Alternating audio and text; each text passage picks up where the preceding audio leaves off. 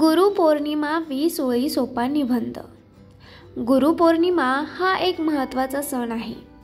हा सण आषाढ महिन्यात येतो. याला व्यास पौर्णिमा असेही म्हणतात. या दिवशी गुरूंचे महत्त्व ओळखले जाते. गुरु म्हणजे ज्ञान देणारा एक मार्गदर्शकच. विद्यार्थ्यांसाठी गुरु म्हणजे देवतुल्य असतो. शाळा कॉलेजमध्ये हा दिवस साजरा केला जातो. या दिवशी गुरूंना अभिवादन केले जाते. फुले, हार, भेटवस्तू देऊन मान दिला जातो. काही ठिकाणी विशेष कार्यक्रम आयोजित केले जातात. शिष्य आपल्या गुरूंचे आशीर्वाद घेतात. या दिवशी सत्संग, कीर्तन, प्रवचनेही होतात. वेदव्यासांनी वेदांचे विभाजन केले म्हणून त्यांचीही पूजा केली जाते. गुरु शिष्य परंपरेचे स्मरण होणारा दिवस आहे. गुरुपौर्णिमा आपल्याला नम्रता आणि कृतज्ञता शिकवते. आपण ज्या कोणाकडून काही शिकतो तोही आपला गुरुच असतो.